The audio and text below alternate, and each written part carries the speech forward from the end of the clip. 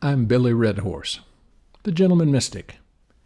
It is July 14th, 2026.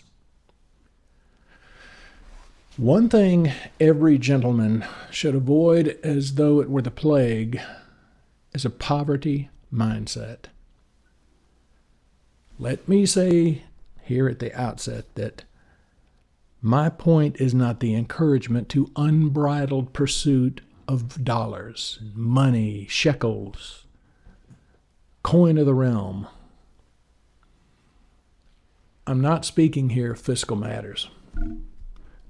I'm speaking of something far more important. Poverty is first and foremost a condition of the mind. You see, poverty isn't the simple absence of money. Poverty originates in the presence of a sort of ignorance, which is not to say stupidity. Think of the multitude of stories over the years of people that have suddenly come into large amounts of money, whether it's an inheritance or lottery winnings or even if it's been earned through work. If people don't change their mind and how they view resources and wealth, then more often than not, those people that have enjoyed this windfall, well, they tend to go right back to where they were within a very short period of time, and often they're worse off than they were before. It's not about money.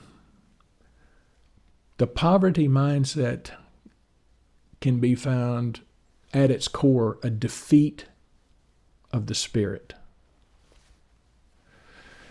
It's an ignorance to the abundance around us, of what we can do with what is available to us already. It's a failure to recognize possibility. You know, you may not have money, but you can keep yourself and your surroundings clean and well maintained. That, to me, is much more indicative of a opposite mindset to poverty. Having concern and pride in yourself, your family, your relationships, your community. That is more of what I'm speaking of here as being of importance, of being not poverty driven. You know, wealthy can have different appearances to different people. But I would say that poverty has an unmistakable signature that is relatively consistent and most everyone can agree on. The opposite of poverty is not opulence. It's not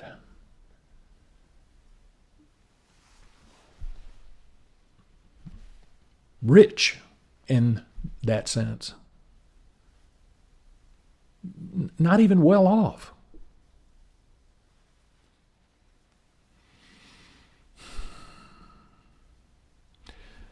Maybe the most insidious consequence of all of a poverty mindset is the attribution of virtue to its presence and persistence.